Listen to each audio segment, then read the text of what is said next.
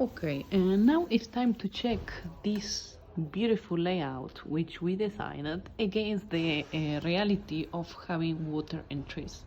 So here I'm checking how much from the right to the left is the main faucet, and it is 35.3 millimeters.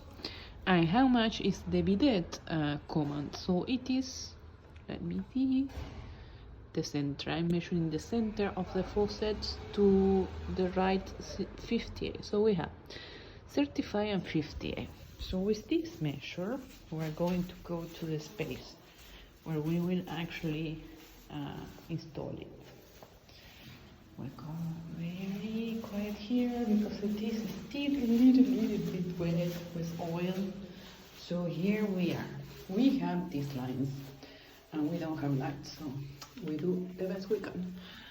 Here, as you see, I just mark the center, not of where it's going to start, but the center of where I want to put my mensola, my support, so the support for the top. And here I wanted where I want it to start, because I want 2 or 3 centimeters to be able to put my hand and just clean the shower glass. So I will start here. So let's see, let's grab our metric, and with one hand it's really difficult, but I'm trying to locate 35 here. So we have 35 is here. So that means here will be the plate. I will need 5 centimeters for the top, and we need 2 or 3 more for the ending.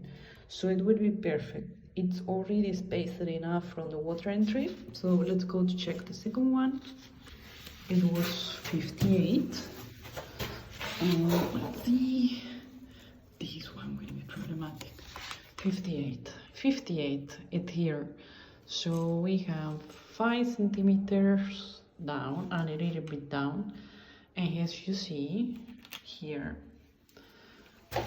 58 is right here. So I'm not touching any support in neither of them, but here I just need to make sure that I can have something flexible to connect it here.